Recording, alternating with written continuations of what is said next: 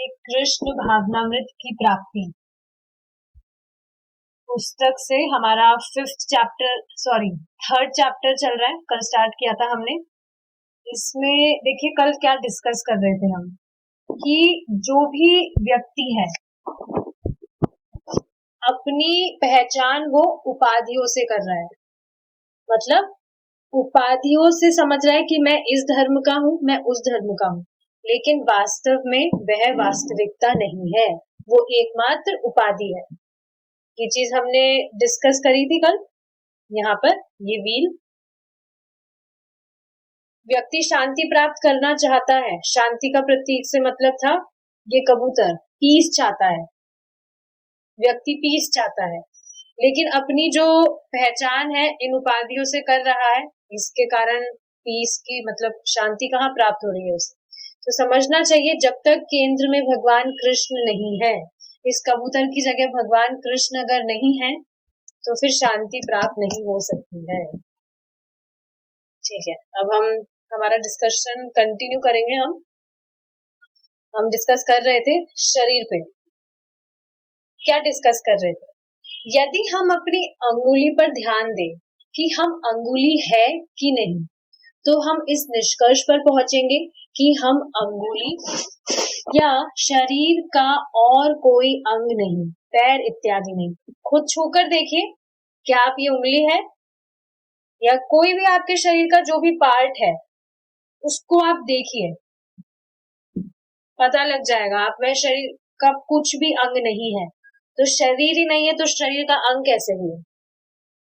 तो जैसे ये फोटो सामने दिख रहा है, इससे देखिए स्पष्ट हो रहा है कि हम ये तो नहीं है, हम ये कंकाल नहीं है। नीचे अंदर जो हड्डियों का ढांचा है, फिर उस पे कुछ चमड़ी मांस जो भी है, वो तो हम नहीं है। होते तो इसको जला दिया जाता है एक दिन।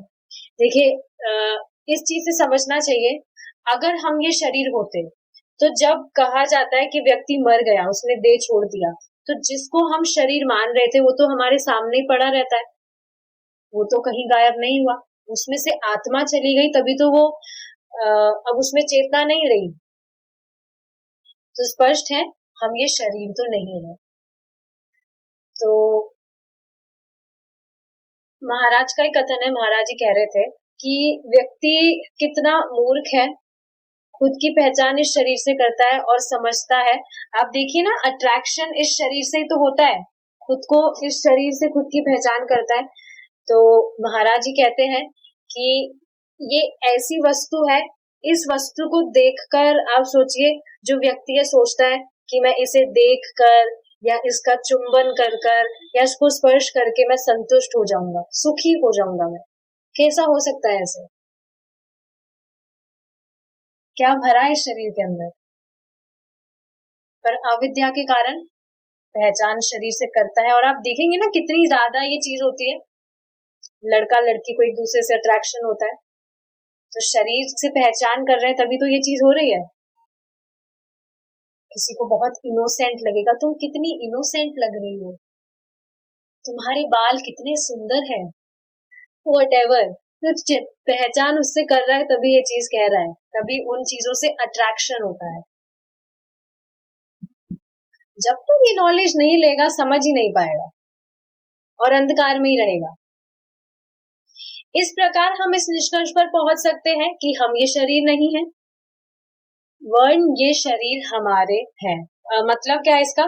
मैं ये शरीर नहीं हूँ, ये शरीर मेरा है। मतलब ये शरीर मुझे दिया गया है कुछ टाइम के लिए, मैं ये चीज नहीं हूँ। ये घर मैं नहीं हूँ, ये घर मुझे, मतलब ये घर मेरा है, मुझे दिया गया है कुछ टाइम के लिए, ऐसे समझना चाहिए। इसलिए हम कहते हैं यह मेरा शरीर है। इस आधुनिक सभ्यता में दुर्भाग्य से लोग कभी यह प्रश्न पूछने का अवकाश नहीं निकालते कि वे क्या है या कौन है। आप खुद देखिए ना, कहाँ व्यक्ति प्रश्न करता है, सोचता भी नहीं है कि क्या है वो, कौन है, कहाँ से आया हूं मैं, मरने के बाद कहाँ को चला जाऊंगा। सच में विचार नहीं करते लोग, बस जैसा चल रहा है भेड़ चाल में चलते जा रहे हैं। ऐसा नहीं कहा जा रहा सभी विचार नहीं करते, बहुत कम लोग होते हैं जो विचार करते हैं इस चीज पर। वे केवल किसी कार्यालय या कर्मशाला, फैक्ट्री में दिन भर इसी धारणा से कठिन कार्य या घोर परिश्रम करते रहते हैं कि मैं ये शरीर हूँ, और यदि हम लोगों से पूछे आप कौन है, तो वह उत्तर देते हैं, जैसे यहाँ पर ये वही उपाधि वाला है, हिंदुइज्म, जुडाइज्म, वटेवर जो भी यहाँ पर टर्म्स है, इस्लाम, क्रिश्चियन, कैथोलिज्म, वो तो वह उत्तर देते हैं, मैं हिंदू हूँ, मैं मुसलमान हूँ, मैं ईसाई हूँ, मैं स्वीडिश हूँ, मैं अमेरिकन हूँ, इत्यादि। यही तो कहते हैं। लेकिन आप देखेंगे सच में बार बार में यही चीज आती है, क्योंकि यही चीज है, भक्ति इतनी प्रबल है। अब तो कोई पहचान नहीं करता होगा ना कि मैं भारतीय हूँ। ये शब्द भी मैं जब अभी कह रही हूँ तो याद आ रहा है, नहीं तो कभी दिमाग में भी नहीं आती ये चीज। आई एम इंडियन, ये मेरा देश है। स्कूल में होती थी ना क्या क्या प्लेजेस वगैरह, तो क्या क्या होती थी। आप देखेंगे स्कूल्स में तो इतनी ज्यादा ये शरीर, खुद को शरीर मानने वाली ही एजुकेशन में डाला जा रहा है। कहाँ वहां पर कुछ बताते हैं आत्म साक्षात्कार के लिए।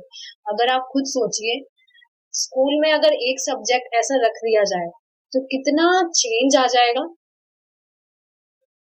जैसे मैं यहाँ पास में स्कूल है, तो सुबह 7 बजे प्रेयर होती है वहाँ, तो अच्छी बात है, कृष्ण के भजन भी वो गाते हैं, अच्युतम केशवम। तो दिमाग में यही आ रहा था, अगर हरे कृष्णा भी गाते तो कितना अच्छा होता। दिमाग में एक बार आया था, एक बार जाकर बताकर आऊंगी कभी। देखते हैं कृष्णा की क्या इच्छा है। ये तो शरीर की भिन्न भिन्न पहचाने या उपाधियां हैं। वास्तविक बात यह है कि हम ये शरीर नहीं है।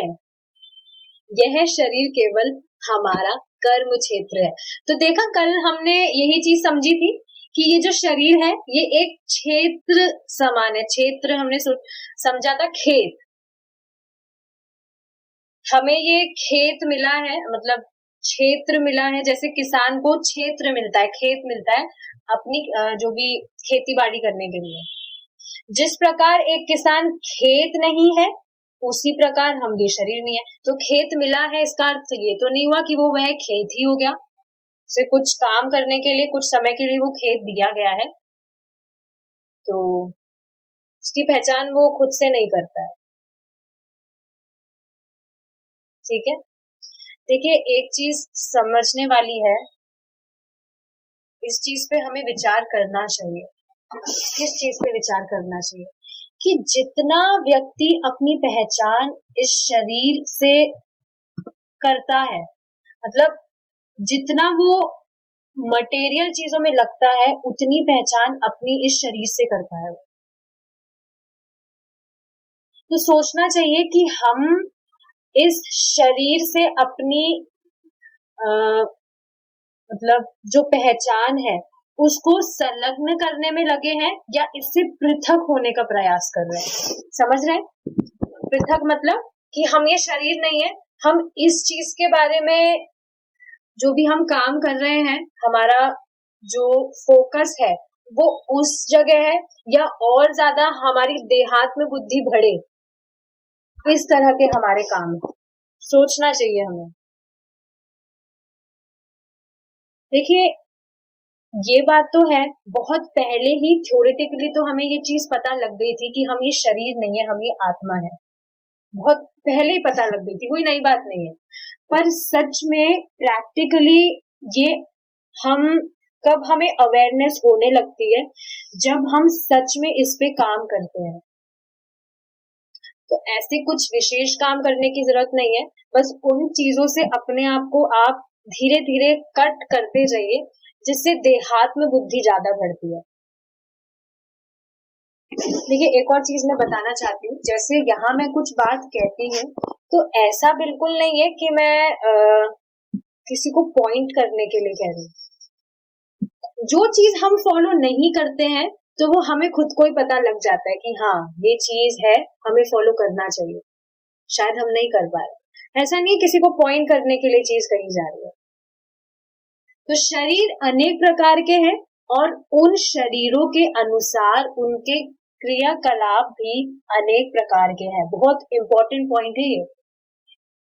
एक देखिए क्या कहा जा रहा है, बहुत तरह के शरीर है, मतलब कॉस्ट्यूम्स, ये जो है बहुत तरह के हैं, योनियों की बात हो रही है। और ये बात आप ध्यान रखिए, एक बार जैसा शरीर प्राप्त हो गया तो उससे अलग काम व्यक्ति नहीं कर सकता। बहुत गंभीर बात है ये।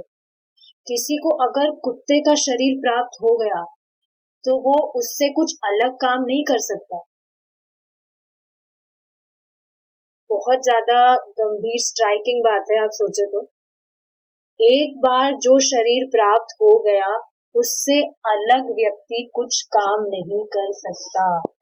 जैसे एक कुत्ता किसी विशेष प्रकार के कार्य से, एक बिल्ली किसी दूसरे प्रकार के कार्य से और एक मानव किसी और ही प्रकार के कार्य से आनंदित होता है।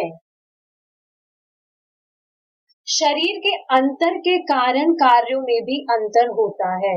तो देखिए ये चीज समझनी चाहिए कि लोग भ्रमित करने का ट्राई करते हैं कि तुम क्या कर रहे हो, तुम तो टाइम खराब कर रहे हो। लेकिन सच में जो भी व्यक्ति आत्म साक्षात्कार की तरफ कुछ भी काम नहीं कर रहा है, प्रभुपाद खुद इस चीज को कहते हैं कि व्यक्ति को ये नहीं पता कि वो जो काम कर रहा है अगले दिन उसे सूअर का शरीर प्राप्त हो सकता है।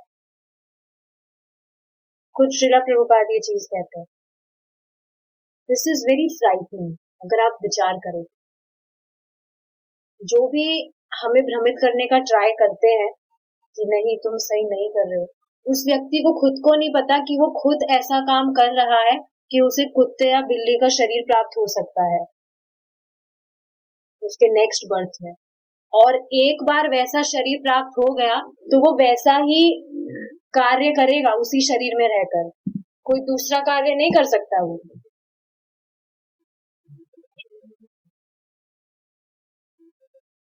जैसे यही बात मैं एक व्यक्ति को समझा रही थी, चैंटिंग तो करते हैं वो, तो मतलब कुछ भी जैसे कुछ टॉपिक आता है तो मैं उन्हें यही समझा रही थी कि हमें सोचना चाहिए कि ये चीज हो क्यों रही है, क्योंकि हमें ये मनुष्य देह मिला है, इसी में ही हमें इतनी बुद्धि मिली है कि हम इन चीजों के बारे में विचार कर सके। अगर हम तोता बन गए या चिड़िया बन गए तो चिड़िया की योनि में हम चै चै ही कर सकते हैं, या तोते की योनि में कुछ भी वो जो मिट्ठू मिट्ठू बोलता है वो ही कर सकते हैं। उसमें हम ये सब चीजों पे विचार नहीं कर सकते जो अभी हम मानव योनि हमें जो मिला है उस पे हम कर सकते हैं। देख लीजिए ना, आप कोई भी जो योनि है उसको आप करिए हरे कृष्णा, कहाँ समझेगा वो। तो जैसा शरीर प्राप्त हुआ है व्यक्ति या जीव वैसे ही शरीर के अनुसार कार्य करने के लिए बाध्य है, हेल्पलेस, कुछ नहीं कर सकता वो। तो भ्रमित कभी नहीं होना है कि पता नहीं है उस खुद व्यक्ति को कि वो जो काम कर रहा है उसको खुद को कैसा शरीर प्राप्त होगा। जब हम सत्य के धरातल पर आते हैं और समझते हैं कि हम ये शरीर है ही नहीं, तब हमारे कार्यकलाप भौतिक कार्यों से आध्यात्मिक कार्यों में परिणत हो जाते हैं। ठीक है, देखिए क्या बोला जा रहा है।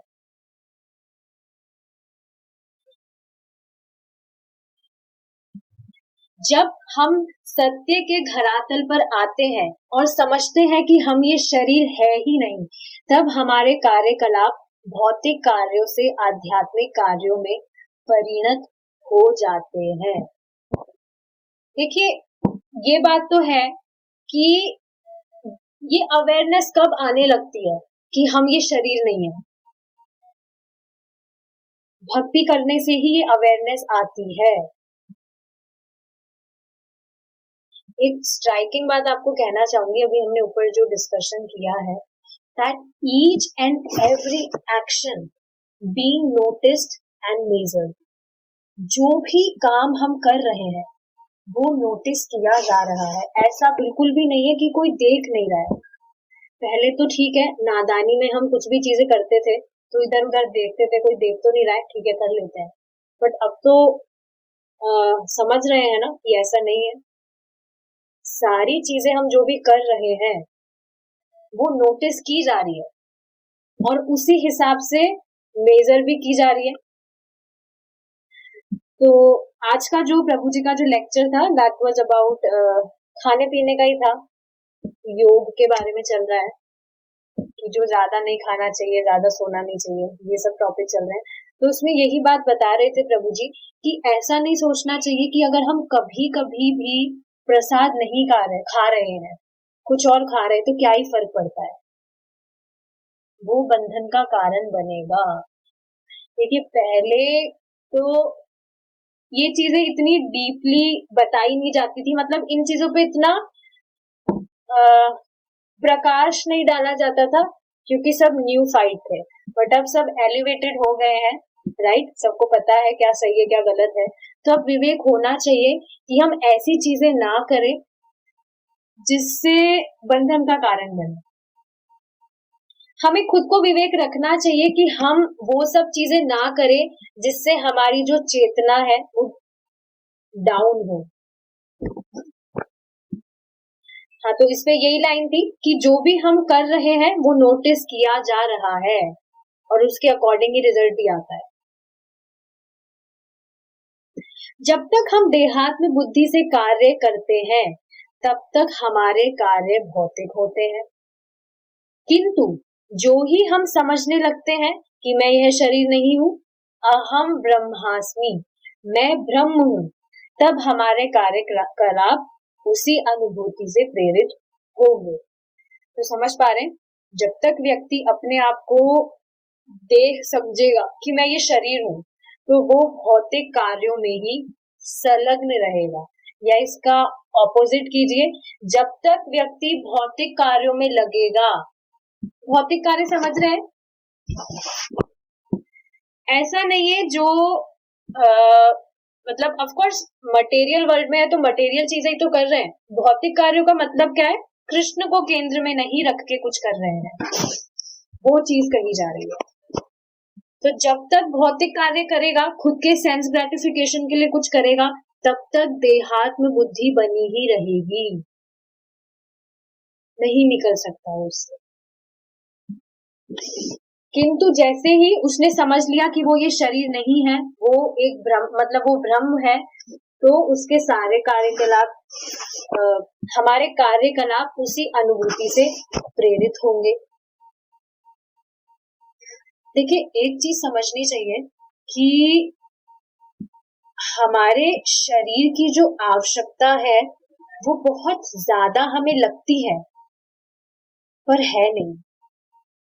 और देखिए भक्त उनको रेगुलेट भी तो कर रहे हैं, कर देते हैं रेगुलेट, संयमित जीवन जी रहे हैं। आप देखिए ना, सुबह उठते ही चैंटिंग के अलावा ऐसा नहीं है कि अब हमें बेड टी चाहिए, बेड टी याद है, बेड टी चाहिए हमें, नहीं, सुबह उठते ही चैंटिंग के अलावा कुछ ख्याल ही नहीं आता। इनफैक्ट 16 राउंड्स जो भी चैंट करते हैं, सुबह आते हैं, सबने संकल्प ले रखा है कि जब तक 16 माला नहीं होगा कुछ भी खाएंगे पिएंगे नहीं, राइट, आता ही नहीं है विचार में, मन भी नहीं करता है। तो आप देखिए ना, हमने हमारी इंद्रियों को घोड़े की तरह तो नहीं छोड़ रखा है कि सुबह उठते ही जो मन में आएगा करेंगे, संयम कर रखा है कि हाँ चैंटिंग करेंगे। और ऐसा भी नहीं है तपस्या लग रही है। शुरू में तो 4 माला करना भी बहुत भारी लगता था, बहुत ऐसे लगता था 4 माला भी कर ली तो बहुत हमने बहुत विजय प्राप्त कर ली हमने। लेकिन अब 16 माला भी कितनी आसानी से हो जा रही है। इनफैक्ट अभी पुरुषोत्तम मास चल रहा है तो काफी डिवोटीज 32 माला कर रहे हैं, डबल। तो कहाँ कुछ तपस्या लग रही है।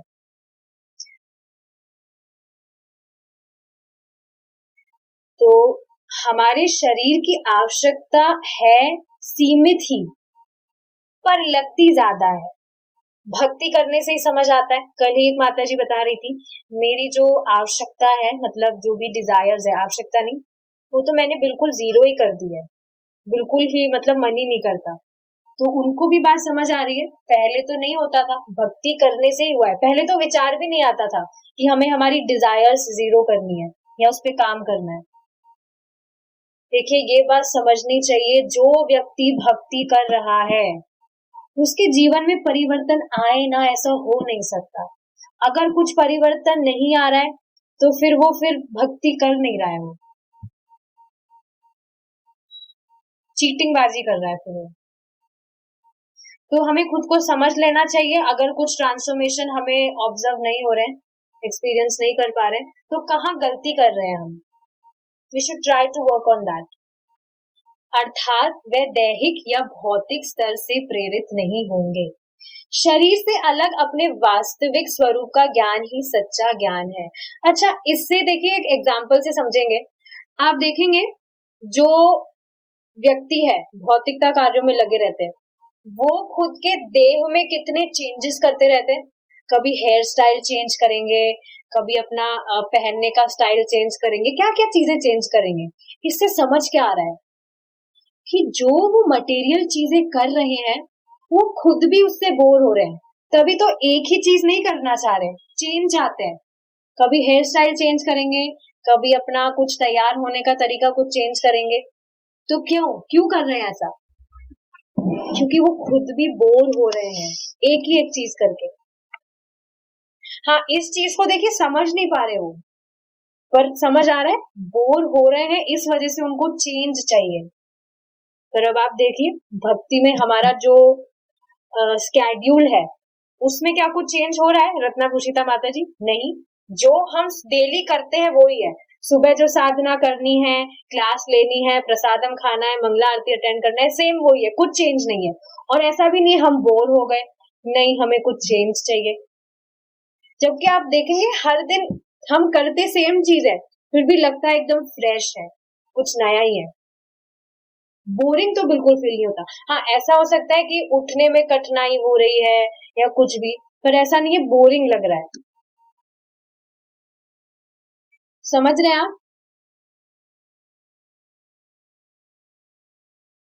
मटेरियल चीजें सच में बहुत बोरिंग है, कुछ टेस्ट है ही नहीं।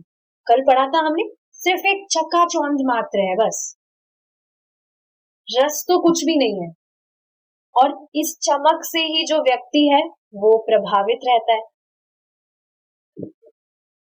वो भी क्षणिक है। ये सब जो देखिए अवेयरनेस है, ये चैंटिंग के थ्रू ही आती है। नहीं तो पहले हम भी, एटलीस्ट मैं मेरी बात करती हूँ, मैं भी इन चीजों में लगी रहती थी। कभी ये हेयर स्टाइल चेंज करना है, कभी वो करना है, कभी ये करना है, कुछ काम ही नहीं था। और हर दिन चेंज। लेकिन देखिए सिर्फ चैंटिंग मात्र से, कल भी एक माता जी कह रही थी, आपके बारे में बताइए, आप तो कुछ और कर रहे थे और अब क्या कर रहे हैं, एकदम से कैसे चेंज। मैंने यही बताया, चैंटिंग से सब कुछ चेंज हुआ। चैंटिंग को पकड़ लीजिए, पता ही नहीं चलेगा कब कितनी अवेयरनेस हो गई है। तभी आप देखिए प्रभु जी भी चैंटिंग पे ज्यादा फोकस करते हैं, क्योंकि वो ही मेन है। शुरू में चाहे से कैसे भी कीजिए, आप मन लगा के भी नहीं कर पा रहे, बस बोल बोल के कीजिए, उससे भी आएगा बेनिफिट, उससे भी मिलता है। किंतु जब तक हम शरीर की पहचान से ही चिपके रहते हैं, तब तक सच्चा ज्ञान नहीं मिल सकता है। तो ये जो अवेयरनेस है, ये चैंटिंग से ही आएगी। Keep chanting. शास्त्रों में कहा गया है कि जब तक हम जीवन की देहात्म बुद्धि को अपनाए हुए हैं, तब तक हमारे सारे कर्म निष्फल रहेंगे। फिर से सुनिए क्या कहा जा रहा है। जीवन की देहात्म बुद्धि को अपनाए हुए हैं, तब तक हमारे सारे कर्म निष्फल रहेंगे। देखिए, इससे एक ब्रिलियंट एग्जाम्पल आपको बताती हूँ। आप खुद सोचिए, आपके परिवार में कोई ना कोई तो, किसी ना किसी ने तो देह त्यागा है। इनफैक्ट काफी लोगों ने त्यागा है, कुछ नई चीज नहीं है, सबके फैमिली में होता है ये। तो अब आप सोचिए, उन्होंने पहले जो भी काम किए, मुझे पता नहीं है सबकी फैमिली का क्या है, एटलीस्ट मैं मेरी फैमिली का बताती हूँ। मुझे तो अब तक पता नहीं है हमारे बैकग्राउंड में किसी ने भक्ति करी भी थी क्या। मुझे तो पता नहीं है, नहीं की है। तो समझाना क्या चाह रही हूं मैं, कि जो भी उन्होंने किया है, देहात्म बुद्धि से ग्रसित होकर जितने भी उन्होंने जो भी समृद्धि प्राप्त की है, बड़े बड़े घर बनाए हैं, संपत्ति इकट्ठा करी है, जो भी फैमिली बच्चे बच्चे करे हैं, कुछ भी जो भी किया है, उससे लेकिन प्राप्त क्या हो गया, क्या कहा जा रहा है यहाँ, तब तक हमारे सारे कर्म निष्फल रहेंगे।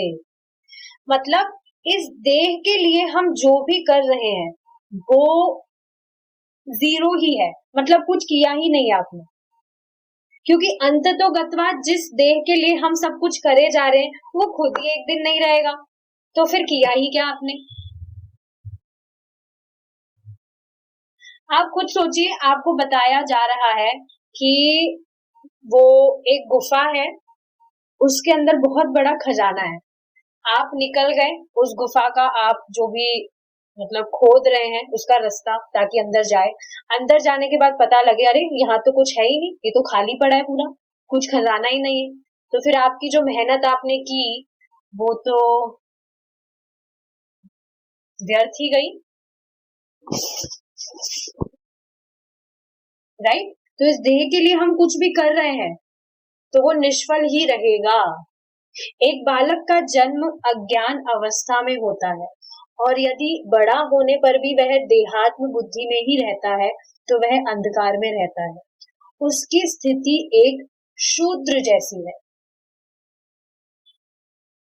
एक बहुत ही अमेजिंग चीज एक भक्त कहते हैं, प्रभु जी बता रहे थे, that if I was born in ignorance then I am not forced to die in ignorance।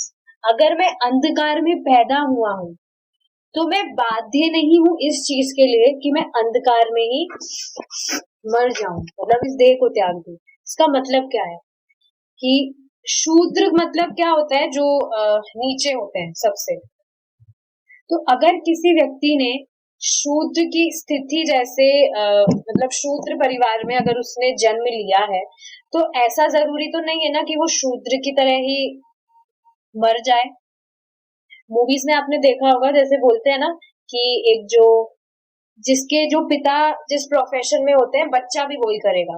Doctor अगर एक पिता डॉक्टर है तो उसका बच्चा भी डॉक्टर बनेगा, या उसका पिता जो भी है रिक्शे वाला है तो उसका बच्चा भी रिक्शे वाला बनेगा। तो उस एग्जाम्पल को समझते हुए इस चीज को समझिए कि ऐसा जरूरी नहीं है कि अगर एक पिता रिक्शे वाला है तो बच्चा भी रिक्शे वाला होगा, रिक्शे वाला इंजीनियर भी तो बन सकता है बढ़िया पढ़ लिख कर। तो यदि कोई व्यक्ति अंधकार में, कोई बच्चा अंधकार में अज्ञान अवस्था में जन्म लिया है तो ये जरूरी नहीं है, इस चीज के लिए वो बाध्य नहीं है कि वो अंधकार में ही उसकी मृत्यु हो।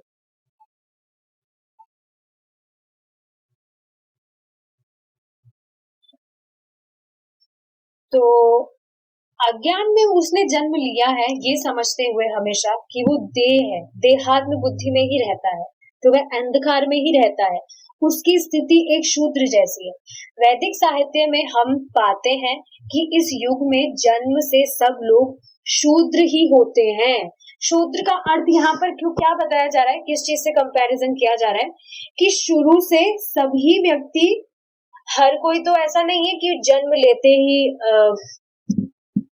भक्ति में लग गया हूँ। यहाँ कोई है जो जन्म लेते ही भक्त भक्त हो? यहाँ पे प्रहलाद महाराज है यहाँ कोई? नहीं, बचपन से ही तो कोई भक्ति नहीं करता है। तो वैदिक साहित्य में हम पाते हैं कि इस युग में, कलयुग की बात हो रही है स्पेसिफिकली, अभी कलयुग में हम, जन्म से सब लोग शूद्र ही होते हैं, इसलिए प्रत्येक व्यक्ति को अपनी पहचान प्राप्त करने के लिए शिक्षा की आवश्यकता पड़ती है। देखिए यहाँ पे जितनी भी माताजीज हैं, जिनके भी बच्चे हैं, आप सोचिए आपके बच्चों का कितना बड़ा भाग्य है कि उनके पेरेंट्स भक्त हैं। हमारे पेरेंट्स तो भक्त नहीं थे, नहीं तो हम बचपन से भक्ति नहीं करने लगते। कहाँ फंसे रहते अब तक जहाँ फंसे थे। तो जो भी यहाँ भक्त जिनके भी बच्चे हैं उनको थोड़ा बहुत स्टार्टिंग से ही भक्ति में लगाइए, स्टार्टिंग से ही चैंटिंग करवाइए, व्हाटएवर जो भी है, थोड़ा थोड़ा समझाइए।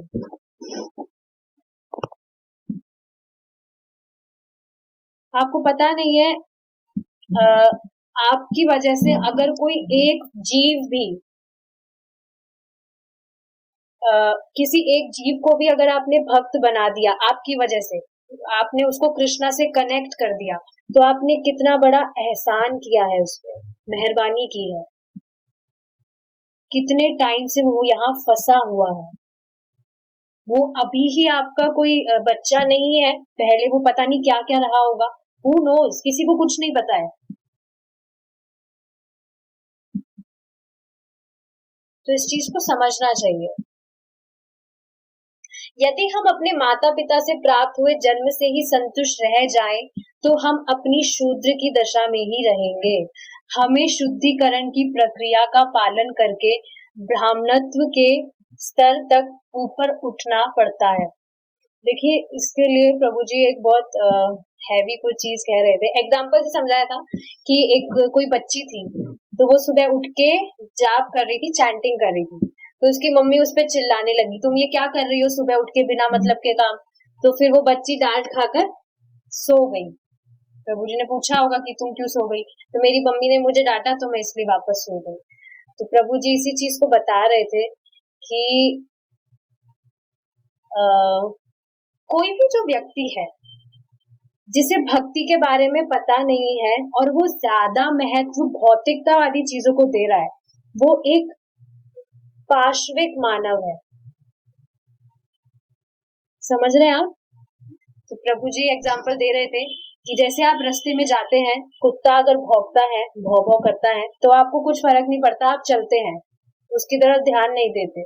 उसी तरह से अगर आप भक्ति कर रहे हैं, अगर आपके सो कॉल्ड लव्ड वंस ही, मैं नहीं कह रही ये बात, प्रभु जी की बात रिपीट कर रही हूँ, तो आपके सो कॉल्ड लव्ड वंस ही अगर कुत्ते की तरह भौ भौ करते हैं, तो क्यों ध्यान देना चाहिए?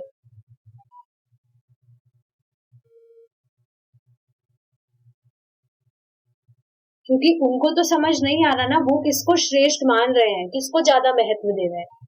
इसमें उनकी गलती नहीं है, और ऐसा नहीं कहा जा रहा उनसे द्वेष करिए, पर डर के अपनी भक्ति आप रोक दे तो ये तो सही बात नहीं है।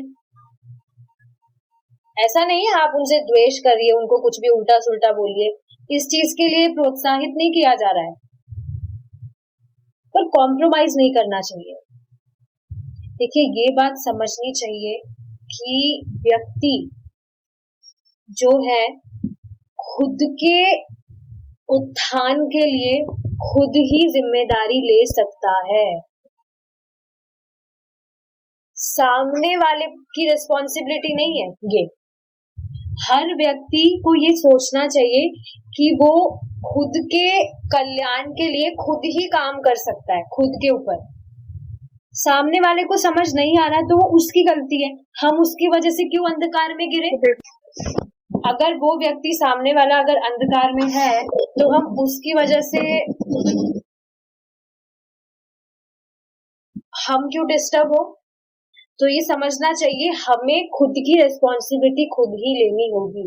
हमें कोई चीज बताई जा रही है कि ये हमारे लिए अच्छा है, तो उसे एज इट इज फॉलो हमें ही करना होगा, हमारी ही रिस्पॉन्सिबिलिटी है ये।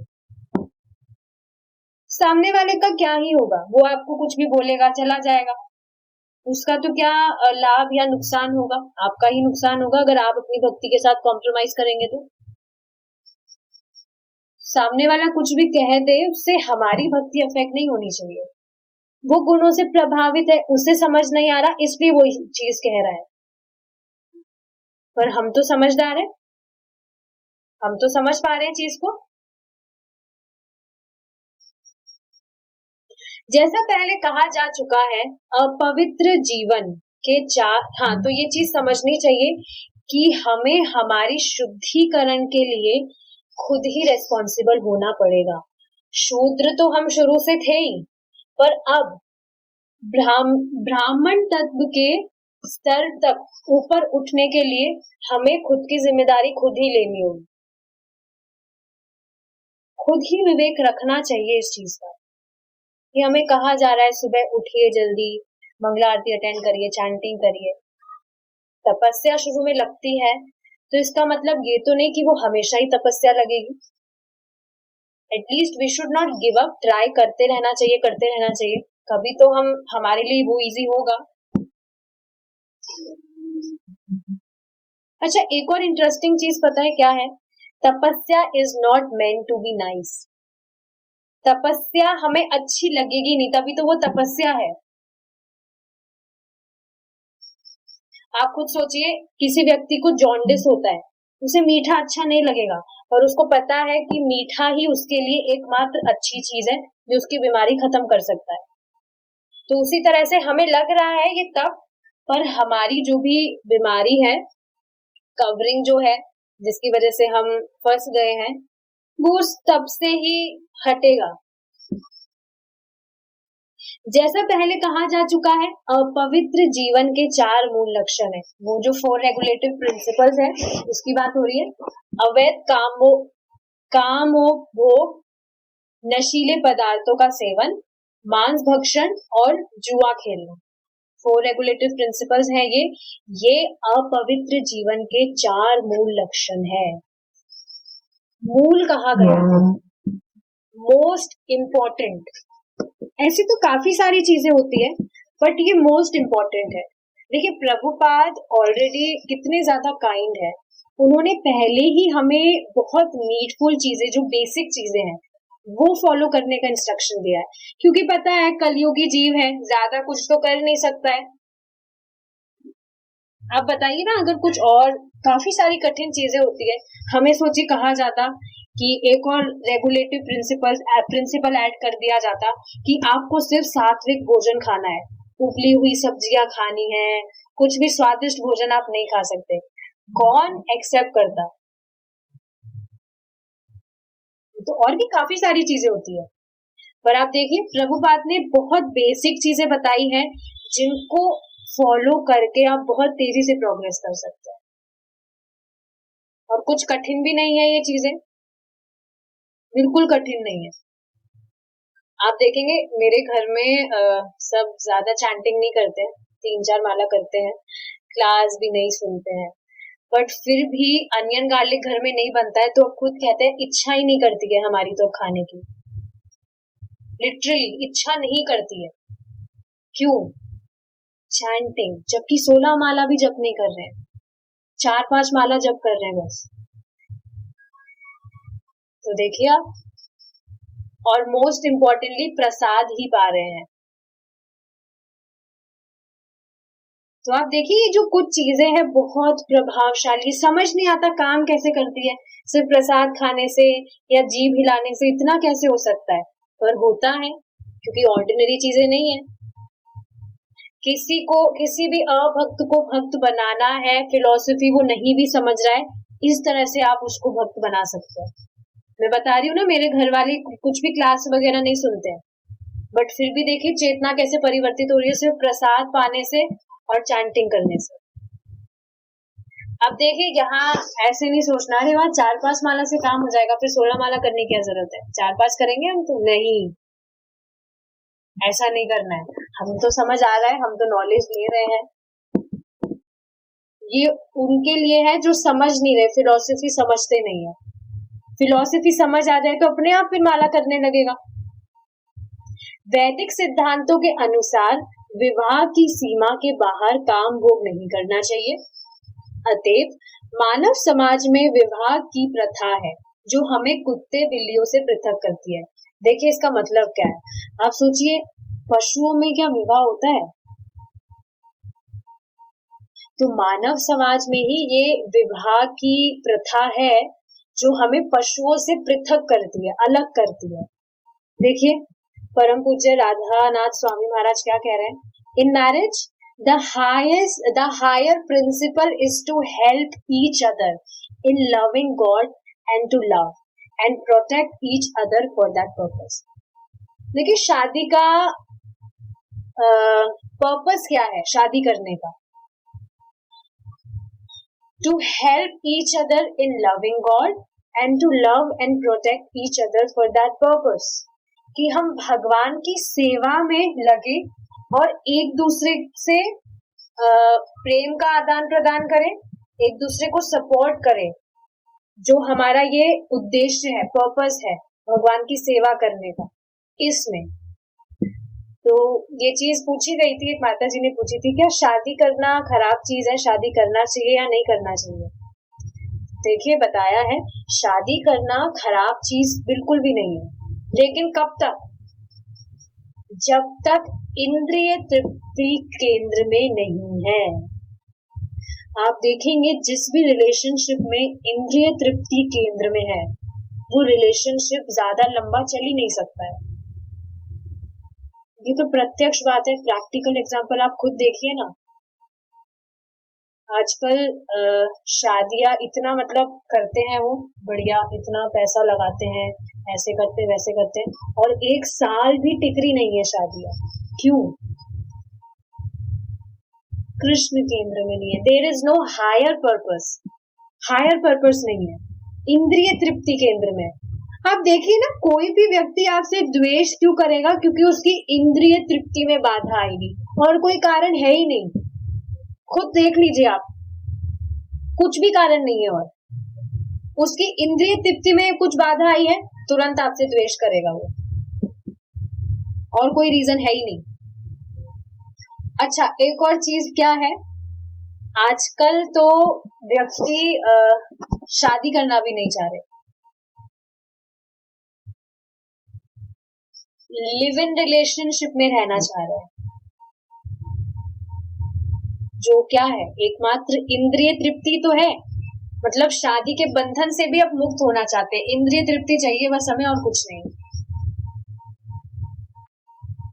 हम चाहे हिंदू, मुस्लिम या ईसाई कोई भी हो, हम विवाह प्रथा को स्वीकार करते हैं। इस प्रथा का उद्देश्य है अवैध काम संबंधों का निषेध। वैदिक पद्धति में नशीले पदार्थों के सेवन को भी हतोत्साहित किया गया है। तो देखिए, जैसे ये तो उपाधियां हैं, लोग समझ रहे हैं हम ये है वो है, लेकिन आप देखिए सभी में ये प्रथा स्वीकार की जाती है। निकाह, सब मुस्लिम्स में बोलते हैं ना निकाह, व्हाटएवर। तो शादी तो देखा जा रहा है कि ये जो विवाह की प्रथा है, ये मनुष्यों के लिए है, पर उपाधि से समझ रहा है अपने आप को हिंदू मुस्लिम जो भी है, पशुओं के लिए नहीं है ये। इस प्रथा का उद्देश्य क्या है? अवैध काम संबंधों का निषेध। वैदिक पद्धति में नशीले पदार्थों के सेवन को भी हतोत्साहित किया गया है, ना ही मांस भक्षण का भी समर्थन किया गया है, क्योंकि मानव प्राणियों को अहिंसक होना चाहिए। तो नॉनवेज की बात हो रही है, मीट ईटिंग नहीं करना है। क्यों? क्योंकि जो मानव है उनको दूसरे प्राणियों से हिंसा नहीं करनी चाहिए, अहिंसक होना चाहिए, नॉन वायलेंस। अब देखिए यहाँ पे इस फोटो में क्या समझ आ रहा है आपको,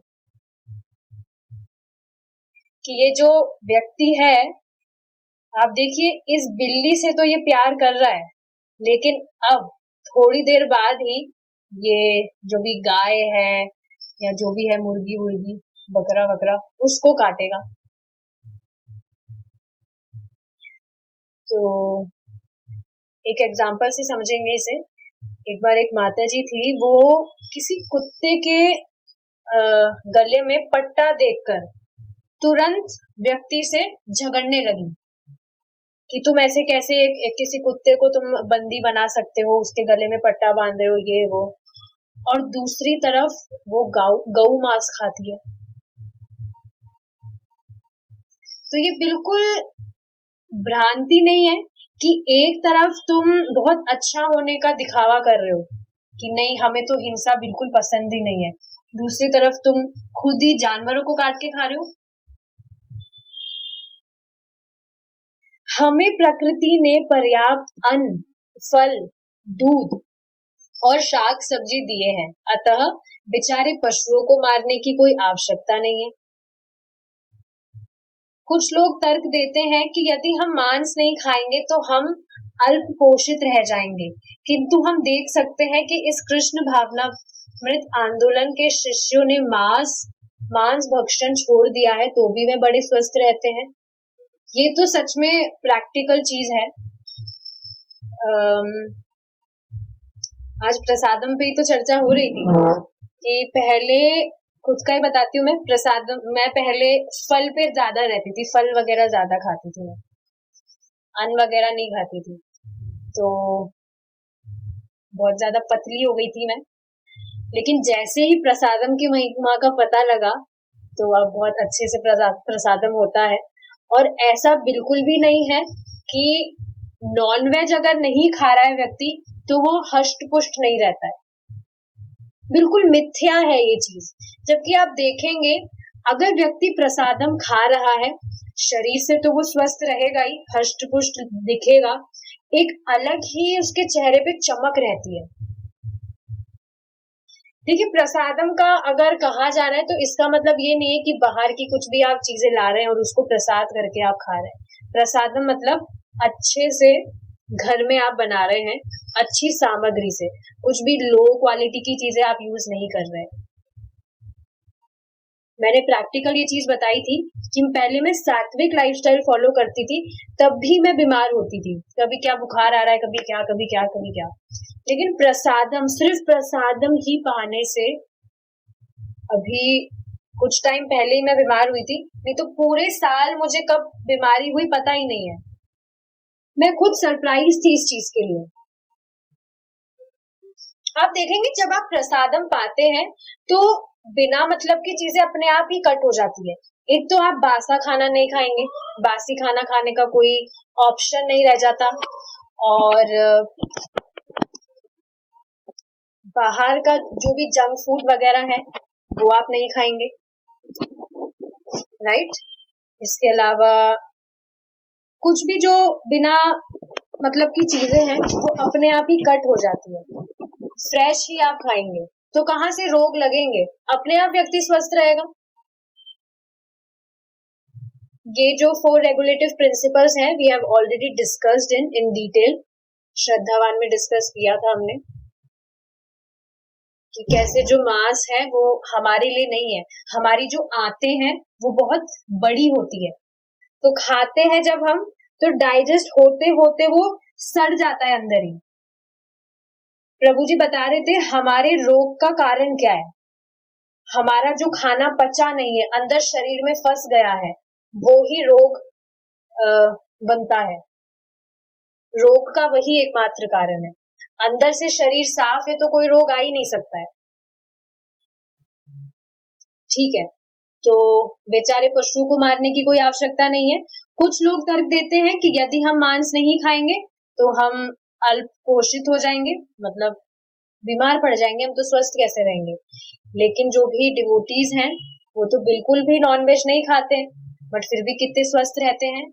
जबकि जो लोग मांस खा रहे हैं वो मांस खाने के बावजूद भी अनेक व्याधियों और अवस्थाओं से पीड़ित है। आप खुद सोचिए ना, किसी जीव को आप पीड़ा देकर उसे खा रहे हैं तो कैसे सुखी रह सकते हैं। आप देखिए, एक चीज कहकर हम यहाँ रुकेंगे, जो भी लोग नॉनवेज खाते हैं, चाहे से ठीक है, आप देखेंगे ऊपरी से आपको लगेगा हाँ उनकी स्किन ग्लो कर रही है ये वो, जबकि ऐसा होता नहीं है, भ्रांति है ये सिर्फ, बट फिर भी आपको लगेगा उनकी स्किन ग्लो है। लेकिन एक बार आप उनका व्यवहार देखिएगा, कितना ज्यादा चिड़चिड़ा रहता है उनका व्यवहार, बहुत ज्यादा द्वेषी रहते हैं वो, अग्रेसिव। जो मुस्लिम्स हैं आप देखिए कितने ज्यादा द्वेषी होते हैं वो, फ्रस्ट्रेटेड, चिड़चिड़ चिड़चिड़।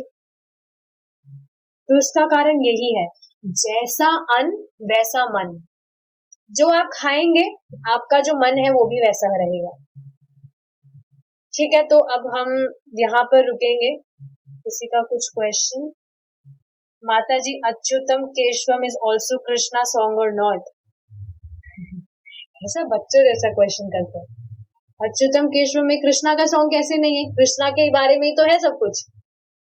अच्युतम, अच्युत भगवान का ही नाम है, अच्युत केशव। बोल रहे कृष्णा का सॉन्ग है या नहीं। चलिए, so we will stop here. Thank you so much for joining. We will meet at 6 p.m. if Krishna is willing. Srila Prabhupada ki jai, Nitai Gaur Premanande.